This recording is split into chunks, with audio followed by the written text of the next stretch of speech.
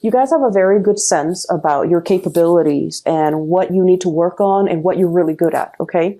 I feel like a lot of the later signs, okay, a lot of the later signs, like, from Virgo moving forward, Virgo until like the end, which is Pisces. A lot of the later signs tend to be a little bit more introspective. Okay, so they're older signs, I would say, and as a result of being the older signs, they embody all the good and all the bad traits of all the previous signs. And because of their introspection, they're able to see, they're able to understand themselves a little bit more. They have a little bit more self-awareness. And I feel like out of all the water signs, you yourself, you're a fixed sign. So you have very strong likes and dislikes. You know exactly who you are. And even if, for example, no matter what happens around you, if you're around good people, if you're around bad people, if there's chaos around you, you are able to maintain your center of gravity. So that means you don't change with the tides, okay? You have a very clear and solid sense of who you are at all times. So hanging around with bad people doesn't turn you bad. And this is something that's very true of fixed signs. We know who we are. We know what we're capable of. We have our own sense of ethics and morality, even from a very, very young age. And so when we hang around bad people, they don't influence us to be bad. We don't really succumb to peer pressure because we know who we are. We don't need to do anything to get other people to validate us or to get other people to accept us. And I feel like this is what I mean with this spread, okay? You're aware of your capabilities, of your strengths, and of what you need to work on. And it's really could be very aggravating when other people tell you what to do, okay? With Aquarius, for example, the other fixed sign, they hate being told what to do. And there's an Aquarius presence here. So these are like the true mavericks, the, screw the system, screw the rigidity. So they don't really succumb to, structures, rules, and people telling them what to do. And I almost feel like you might be taking on more of that Aquarian trait. Okay. You're right under the star, which is all about enlightenment and independence. Okay. Being self-sufficient. Okay. And it's like doing your own thing and not really caring about what other people say, how other people perceive you, and what other people expect from you. And I feel like that's what's happening here. And it's like, come what may, I'm going to stand my ground. I'm going to stand in a very solid way. Okay. So what you're looking at here is this giant wave that's coming towards you. It's carrying the ship towards you. And you're on a throne that is made from rock, okay? But you're not sinking. So what I feel here is you are anticipating a very, very bright future with the star card, healing, inspiration, brightness. And it's also about finding your true path, okay? This is like the destiny. So I feel like many of you have a very, very clear, solid vision of what your future is supposed to look like. And you know what you're supposed to do. You know where you're supposed to go. And then as a result of that, you only listen to your inner voice, your inner guidance. And so no matter what's happening around you, you don't really give it any mind. Okay. If there are bad elements around you, Seven of Swords indicates sneaky behavior, lying, cheating, deceitful energy. If this energy is around you, it doesn't really faze you. You have really keen insights into human characters as well, human motives, as well as, when someone comes to you and they have ulterior motives, you can smell it a mile away. If somebody is telling you something and their actions contradict whatever they're telling you, you can sniff it out. You catch hold of all of these inconsistencies in their stories, in the way they behave. And if someone comes at you and they pretend to be nice when they in fact want something from you, you have this innate sense of deep knowing when somebody is not being 100% truthful with you. And I feel like, they can carry on with the charade, But sooner or later, I just feel like you're not going to confront them. You're not going to tell them like, oh, I'm done with you. I feel like you could just exit the picture without really giving them an explanation. A lot of the signs that have been involved with Scorpios, they do complain that you guys are secretive and you guys go into a habit of like ghosting people, just disappearing without a trace. And I feel like what that denotes is you understand what people's intentions are. You understand what people are up to. And when they're up to no good and they're not very upfront and honest about it, you don't even need to confront them. You don't even need to like have a conversation with them about their behavior. You just automatically, cut the ties and ghost them and just disappear from their life because to you is really not worth it. But what I'm feeling here is despite of whatever company you keep, they might be dubious company. They don't really influence you, once again, because you have that really strong sense of self. And the reason I bring this up is I feel almost like there has been, the life of a Scorpio is very, very transformative, okay? Scorpio people have really deep karmic lessons that they have to learn. And you can be in any age bracket watching this. But what I'm feeling is you're not really aware of your true power, or one is not really aware of their true power until they have been through a lot of trials and adversity. When we're put in a very, very tight situation, that's when we have to respond from a fight or flight type of, instinct. And I feel for many of you, you have never, I want to say coward in front of other people. When put in a situation where you have to defend others that you love or you have to defend yourself, you don't run away from conflict, okay? You don't run away and with, your tails between your legs.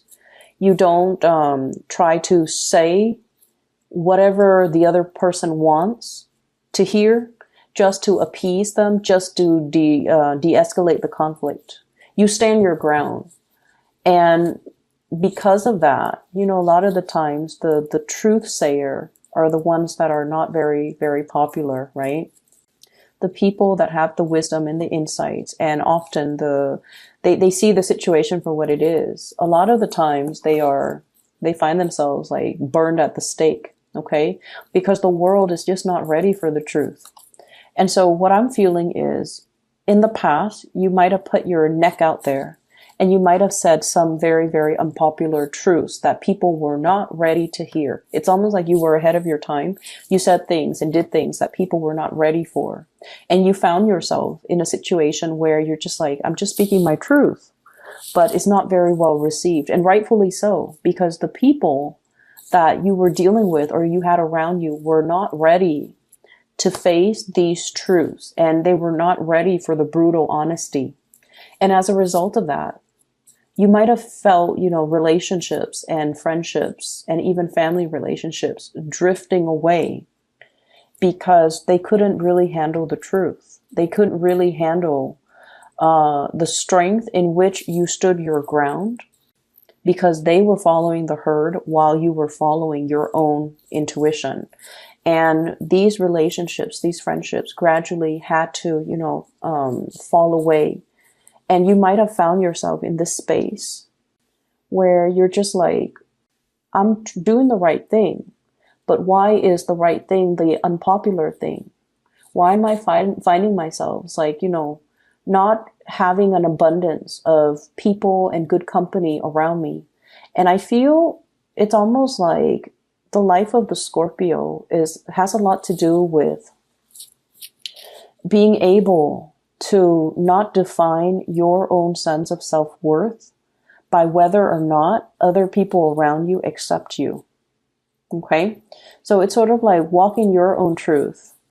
Do your own thing. Be financially, emotionally independent of other people. Have your own resources. Have your own bank account.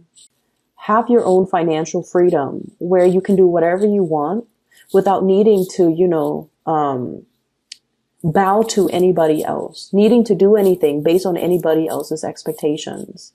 And without having to, feel guilty for spending your money however you want and not have to be financially linked up with another person. So it's a lot more about being, very, very independent. Okay. And you started to realize that you were placing the wrong emphasis on your emphasis was placed on the wrong things. Okay. And so you have spent the past 3 years, I feel, building up your self-esteem. This is I don't feel like it's financial resources. It's mainly building up your self-esteem. There was that rock bottom, and now we're climbing up, climbing back on top. And from this Five of Pentacles, this is like feeling cast out, feeling like burned at the stake, feeling like you put yourself out there. And there was this moment where you felt very, very dejected, like people didn't appreciate you, or you were not appreciated, and you were not, people did not appreciate you and see your true worth and your true potential. And so you bury yourself in work. And, there is a lot of, I feel like resentment. You could have retaliated. Okay. You could have retaliated. You could have slandered the other person. You could have, I feel almost like this sense of retaliation that you might have done in the past, you turn your back on it and you're just like, they're going to get what's due to them. They're going to get their justice one way or another. I'm not going to get my hands dirty. And especially I'm not going to stoop to this level, because I feel like you're turning your back on a lot of things and a lot of people that no longer matter to you. And you're focusing on yourself and building up your self-esteem, building up your financial resources, and especially learning to be more independent. Okay. I don't need other people anymore. I'm at a point where I don't need their presence to validate my self-esteem or my existence. Okay. They brought with them guilt trips. They brought with them like a half-hearted attempt at reconnecting, recommunicating, trying to, catch your attention, trying to get your attention. All they should have done was, I'm really sorry, I messed up. But they didn't do that. They went about it their way to get your attention. And I feel like that was when, the truth came to light and you realize, I'm letting it go. I'm moving forward. Okay. And why am I bringing this up? Why is this showing up so prominently in this spread, especially for this year?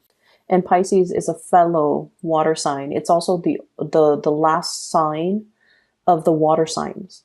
And what that means is taking all of our emotional karma, all of the emotional lessons that we've learned from the past, and really marinating in it, letting it kind of sink in so that we can figure out what we need to do, so that we can do some purging, so that we can move forward, so that we can heal from these things. I feel like the past 3 years for you guys, it was just not like it wasn't like a walk in the park. It was very, very difficult. You've had to overcome a lot of things, and you've had to do a lot to rebuild your self-confidence more than anything. Rebuild your bank account, rebuild your self-confidence. And I also feel like the past 6 months, there was something hinging. There was like a long period of suspension. What is my financial future going to look like? And that was something that really plagued you with worries and anxiety for the past 6 months. You've come out of it. And now things are looking really very, very bright. Okay. Very bright, very hopeful. Things are looking as well very stable. It's going to stand the test of time. So if you've been worried about some new venture or endeavor you've undertaken for the past 6 months, and you're just like, is it going to stick? Is it going to be wobbly like this? Is it going to get better? It is better. And I feel like you're getting some type of a confirmation here that you're on the right path. That things right now, 9 of Cups, and the Star, both of these are wish cards, okay?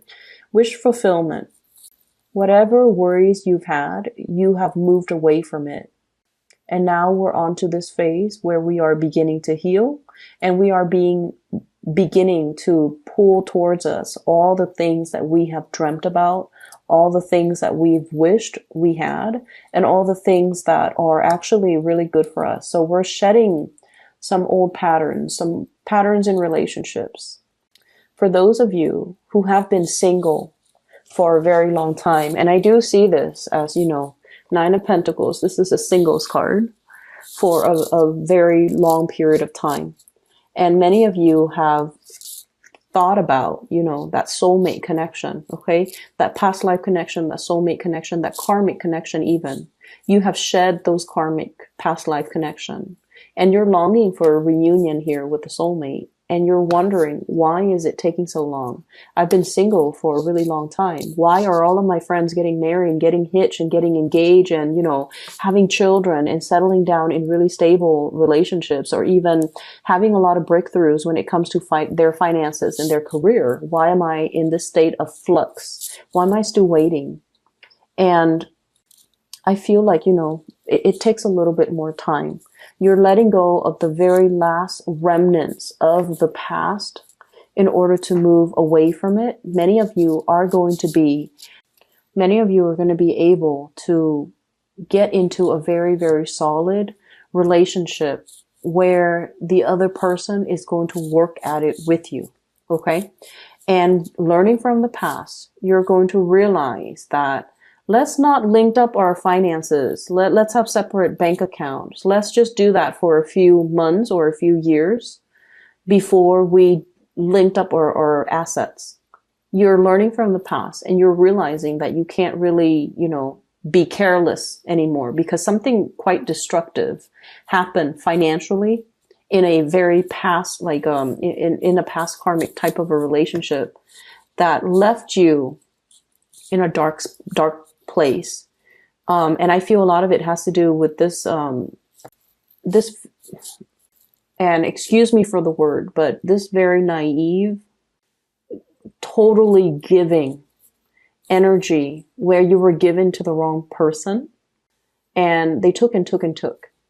Okay. They took and took and took. And you ended up with very little left for yourself at the end of that relationship. Sorry about that, Scorpio. The video cut out. So I feel like, this reading is a lot more about going down memory lane, taking a trip through memory lane through the past to examine where we've been and where we need to go. Okay.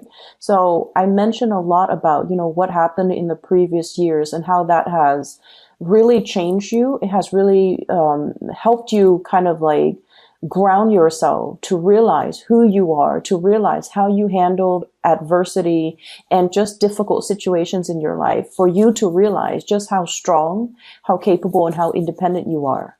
And having that knowledge in mind, I definitely feel like many of you have come into your own sense of power, into your own sense of, I'd rather be by myself, take care of myself, than be in potentially bad, toxic, idealistic, or even, naive types of relationships. Okay.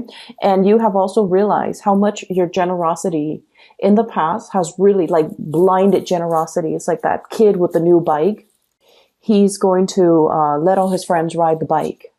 And it's something that he earned. It's something that's very dear and sacred to him. And yet I feel like you're coming into the sense of, I need to be a little bit more careful about my generosity, about taking care of myself, and especially about not depriving myself of things that I really want or things that I really need. So you're drawing your energy inwards to really take care of yourself, to kind of smooth out the wrinkles in areas of your life that you feel needs a little bit more tweaking. Okay. And a lot of it is work and finances, and it's about building up your financial resources so that you can have a more stable financial future.